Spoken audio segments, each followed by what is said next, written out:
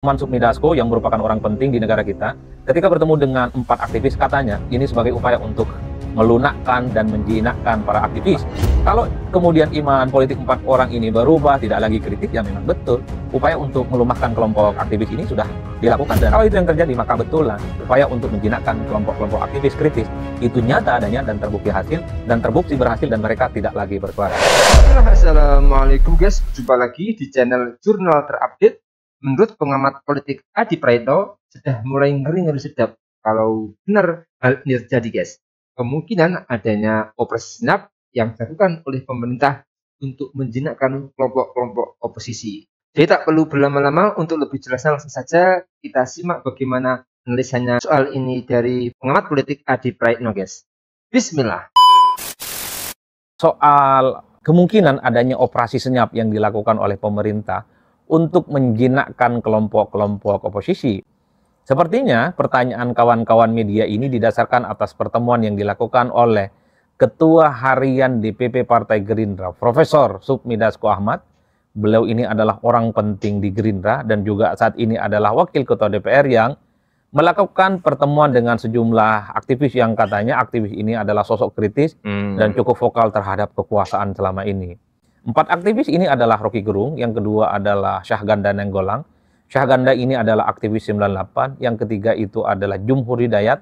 Bang Jumhur ini adalah aktivis buruh, dan yang keempat adalah Ferry Juliantono. Bang Ferry juga adalah mantan aktivis 98. Jadi pertemuan Sufmi Dasko yang merupakan orang penting di negara kita, ketika bertemu dengan 4 aktivis, katanya ini sebagai upaya untuk melunakkan dan menjinakkan para aktivis yang selama ini dinilai vokal dan cukup konfrontatif terhadap pemerintah. Jadi disitulah kemudian saya tertarik untuk membahasnya. Pertama, sebenarnya pertemuan kelompok-kelompok kritis, kelompok-kelompok oposisi yang selama ini berada di luar kekuasaan dengan pihak pemerintah itu perkara biasa.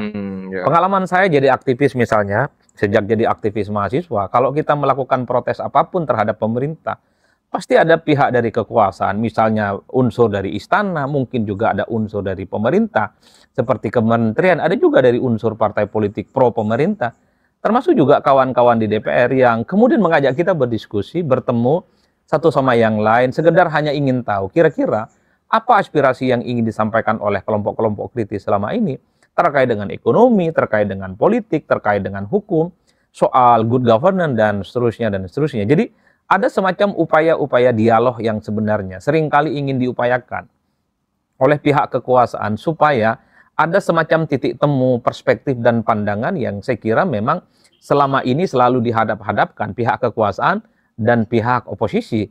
Nah, tradisi semacam ini sepertinya pasca reformasi juga adalah perkara lumrah. Sekalipun tidak ada titik temu, minimal pihak pemerintah itu memahami apa sebenarnya tuntutan, aspirasi, dan anatomi pikiran-pikiran kelompok kritis yang selama ini memang cukup galak dan agresif terhadap kekuasaan.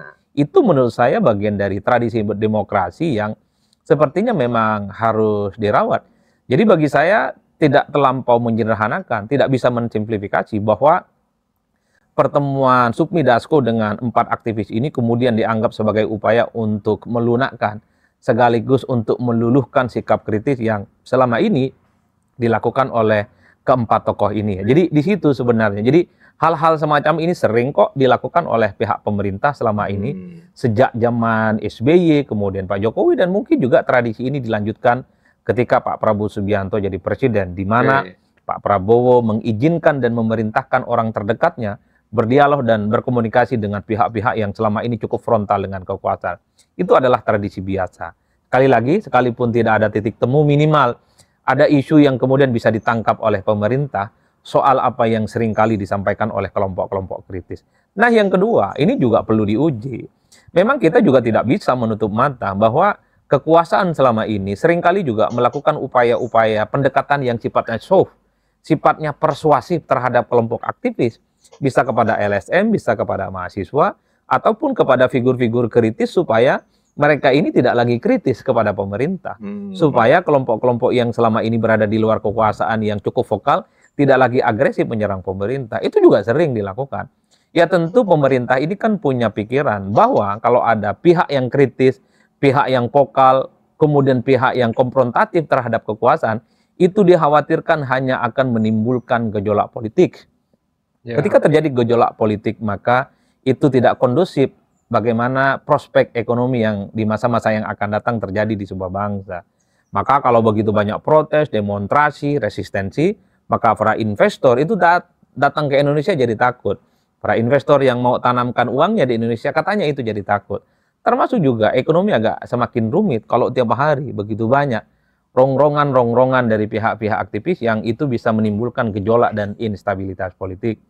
Wajar kalau kemudian dari pihak-pihak kekuasaan mencoba untuk melakukan pendekatan-pendekatan yang sifatnya soft, lunak, dan persuasif supaya pihak-pihak kritis, nah pihak kritis itu kan banyak, ada LSM, ada mahasiswa, kemudian juga ada gerakan civil society, dan sejumlah figur-figur tertentu. Itu juga sering dilakukan persuasi supaya mereka itu menghentikan upaya-upaya kritis mereka dan kemudian memberikan dukungan kepada pemerintah. Tinggal kita uji apakah 4 orang ini yang bertemu dengan Profesor Dr. Sumi Dasko iman politiknya goyang, iman politiknya berubah. Kalau kemudian iman politik 4 orang ini berubah, tidak lagi kritis, ya memang betul. Memang ada upaya untuk melumahkan kelompok aktivis ini sudah dilakukan dan terbukti kritis. Makanya kita tinggal cek apakah orang seperti Rocky Gerung, apakah orang seperti Syahganda Nenggolang, apakah orang seperti Jumhur Hidayat ini akan stop dan kemudian bungkam melihat situasi politik kita ketika Indonesia itu sedang tidak baik-baik saja. Kalau itu yang terjadi, maka betulan upaya untuk menjinakkan kelompok-kelompok aktivis kritis itu nyata adanya dan terbukti berhasil dan mereka tidak lagi bersuara. Kalau Ferry Juliantono, bagi saya ini eksepsional karena beliau ini adalah, setahu saya, kader Gerindra dan saat ini adalah wakil menteri yang juga menjadi bagian dari kekuasaan.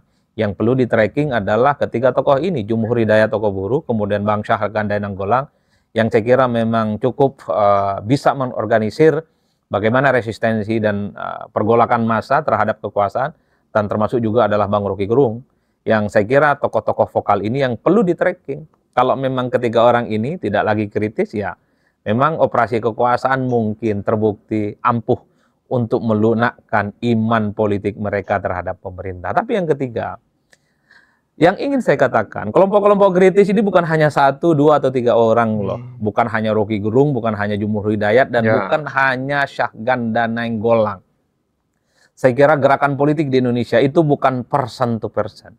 Kalau kita mau tracking satu persatu, pasca reformasi, sejak zamannya Gus Dur, Megawati, SBY, Pak Jokowi, dan juga mungkin terkait dengan protes yang dilakukan kepada Pak Prabowo Subianto yang tumpah ruah ke jalan, itu bukan tokoh 1 orang ataupun 2 orang, tapi itu adalah gerakan mahasiswa.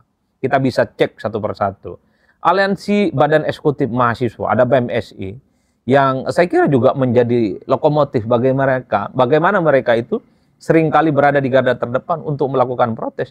Jadi sekalipun tokoh-tokoh seperti Rocky Gerung, kemudian Syahganda, Jumhur Hidayat, mungkin juga Ferry Juliantono, ini sering berdialog dengan kekuasaan, tak lagi kritis. Itu bukan akhir dari cerita segala-galanya. Itu tidak berarti apapun, karena saya kira kelompok-kelompok aktivis mahasiswa, aktivis Cipayung, HMI, PMII, IMM, kemudian GMNI, PEMKRI, dan seterusnya adalah kelompok-kelompok yang aktivis yang saya kira dalam sejarahnya selalu berada di barisan terdepan untuk melakukan protes. Ketika ada kebijakan-kebijakan pemerintah yang memang dinilai tidak pro terhadap rakyat. Tapi per hari ini yang paling penting juga adalah aktivis mahasiswa.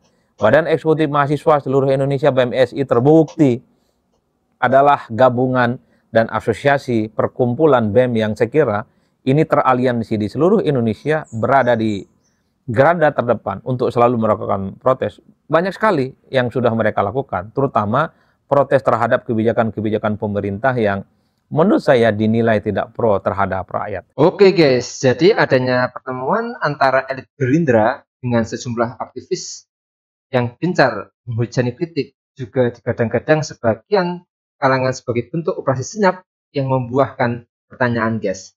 Menurut Adi Praetno, operasi senyap yang dilakukan Sumi Dasko sebagai bagian dari pemerintah merupakan hal wajar dan biasa dilakukan oleh kekuasaan terhadap kelompok kritis. Membungkam para pengkritik melalui operasi senyap, menurut Adi merupakan strategi lunak kekuasaan yang bertujuan untuk menyerap aspirasi, memastikan tidak adanya hiruk-pikuk dan kicauan pedas yang bisa mendatangkan polemik. Bukan hanya sebagai jaminan kekuasaan, tetapi juga memastikan agar situasi sosial, ekonomi, hingga politik tidak bergejolak ataupun terdampak. Selain untuk menyerap aspirasi, dialog yang diistilahkan sebagai operasi senyap merupakan ujian iman politik bagi para pengkritik ataupun kelompok oposisi. Tinggal nanti diuji apakah orang-orang ini iman politiknya goyang. Kalau berubah dan tidak lagi kritis, ya berarti betul ada upaya melemahkan dan dapat dipastikan operasi senyap pemerintahan berjalan sesuai dengan harapan guys. Sosok semisal Rocky Gerung, Syahganda, serta Jumhur merupakan orang-orang yang oleh pemerintah dianggap cukup kritis guys.